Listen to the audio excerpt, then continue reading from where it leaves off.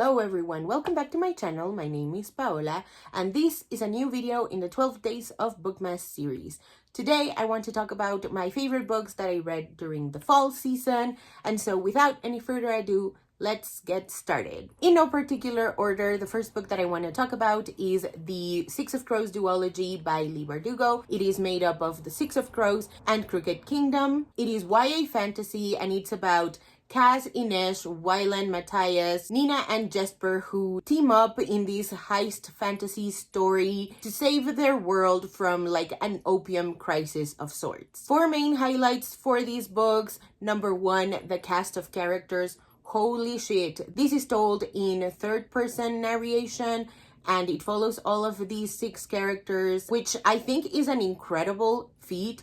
I really salute Leigh Bardugo for these because I think creating six distinct protagonists is a really hard thing to do, and she pulled it off in such an impeccable, beautiful, dark way. Number two, I really loved the high stakes. I feel like every time we thought the characters were okay, the stakes kept just getting higher and higher every time. I really loved that. I never felt quite safe, but I always felt hopeful regarding these stakes. So again, shout out to Leigh Bardugo. This was fantastically crafted. Number three, the found family. Oh my goodness, the way that these characters build relationships, specifically Ines and Nina and Kaz. I find those two different dynamics so fun and so heartwarming in almost an equal amount. I cannot get enough of the found family. Is it a trope? Is it a plot device? I don't know, but I just really love it every single time. Cannot get enough of it. And number four, obviously, the ships. Oh my goodness. The way that these characters fall in love and show love are so distinct from one relationship to another. I love the dynamics. I love the level of understanding that goes into building relationships like these ones. Please go read this if you haven't already. I'm pretty sure you would be one of the only few people that has not read this duology, so fix that because I think it's worth it. We Came to Welcome You by Vincent Tirado. Oh my goodness, I read this one with Colleen for Latinx Book Bingo. It is suburban horror, and so it's about Sol, who moves into this new neighborhood with her wife, and the neighbors are pestering them about joining the homeowners association, and it all goes on from there. You don't need to know more, because if I told you more, I feel like it would be spoilery, and I do not want that for you. This is such effective horror. Everything at all times feels so creepy and untrustworthy and gross. It's just so much. I feel like it's really atmospheric, really effective in terms of that sense of uneasiness, not just because of the physical environment, but also because of the social environment. It is so good.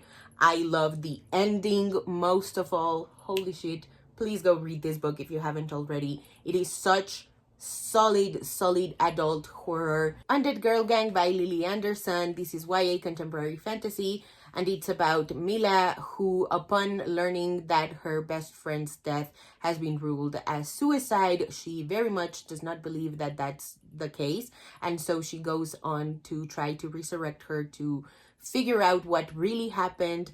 But this spell is botched, and so she ends up bringing back not just her best friend, but also the two main mean girls of her school. Three big highlights for me. Number one being the unlikely alliance that these girls form to search for the truth of their murders. Getting to know June, Dayton, Riley, and Mila further as this plot went along was such a breath of fresh air, and it was also really funny. Number two, the necromancy. Oh my god, I have been loving myself some Bring Them Back from the Dead now and deal with the consequences later.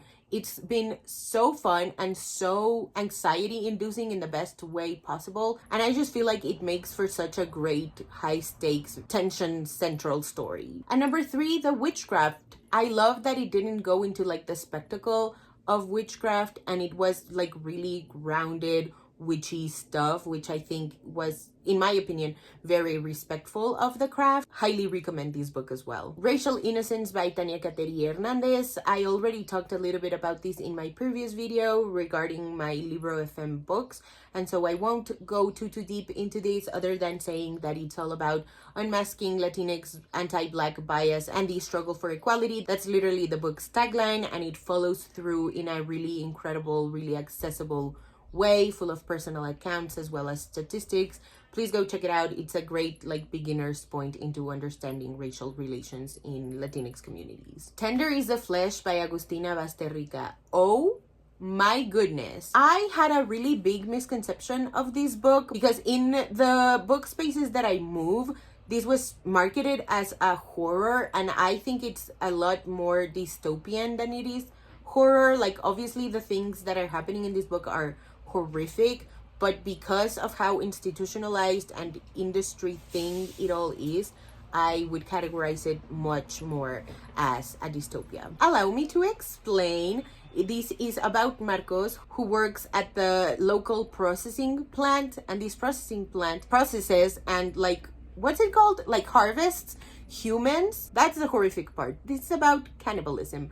But because this is about the cannibalism industry, I think that's why it goes more into the dystopian realm of literary genres, but you can classify it as whatever you like. So yeah, like I said, this is about the cannibalism industry and a really big emphasis on the word industry, because that's how a lot of the author choices are informed, which I feel makes it all a lot more insidious. So that's another big highlight for me. There are all these laws in this really lawless world, because obviously there's a way in which humans are being harvested, and there's a lot of ways that the people who are hungry for money and for food break these laws. So it's about the inhumanity upon inhumanity upon inhumanity that makes it just so horrific. So again, I can understand why this is classified as horror. I like that it's just so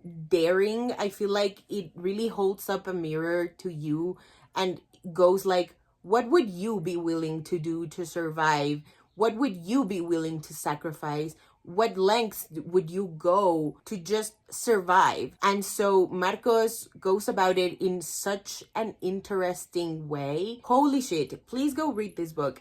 I really would love to talk more and more about this book, especially with spoilers, so please give it a go if you haven't already. Our Way Back to Always by Nina Moreno. Hi, this is YA contemporary romance, and it's so cute. It's about Lou and Sam, who have not been friends at all since the 6th grade, I want to say. But now they are seniors in high school, and they made a bucket list all the way back in, I think, 4th grade. And so they are teaming up once again to check off all the items. I love that there's a bucket list. I love the trope, the friends to seemingly strangers to friends again to lovers. I love the little cliches that are in this book, particularly the teach me how to kiss one. And I live for the dreams and side quests that Lou and Sam go on in terms of looking for what they're trying to do outside of high school. It was just really self-fulfilling, very cathartic to read as well, because it also touches on grief, specifically the loss of a parent. It's just so good. Please go check it out if you haven't already. Very summery, very Florida. It's set in a fictional town called Port Coral that I just cannot believe it's not real. Forest of Noise by Mosaba Tohad. I'm gonna read you the synopsis because I am notoriously bad at explaining what poetry books are about. So, it says here, it's a powerful, capacious, and profound new collection of poems about life in Gaza by an award-winning Palestinian poet. I read this one as an audiobook thanks to my Storytel subscription. This is not an ad. I just love that app so much. And it is just the most incredible poetry experience that I had in my entire life. I feel like listening to it on audio breathed musical life into it, which was everything that I could have hoped for and more. It's really raw and honest, and it's also full of love and hope. Holy shit, This book is so good. Please go read it. The Marrow Thieves and Hunting by Stars by Cherie de Maline. I already talked a little bit about these two in my previous video, so I won't go too deep into it, but oh my god. Once again, if you think you've read good dystopias, no you have not.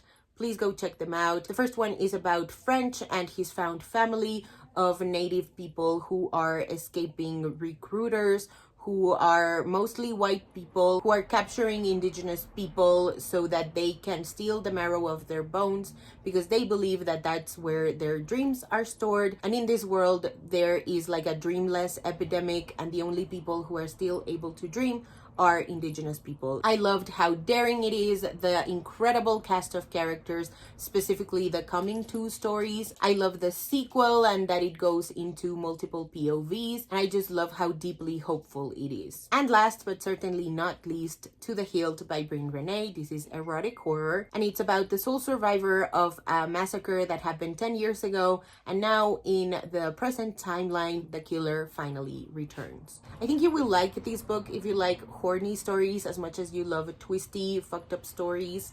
I cannot say anything else. This book I think is even under 50 pages. I think it's incredibly short, so if I go into any details, it'll spoil the whole thing, and I do not want that.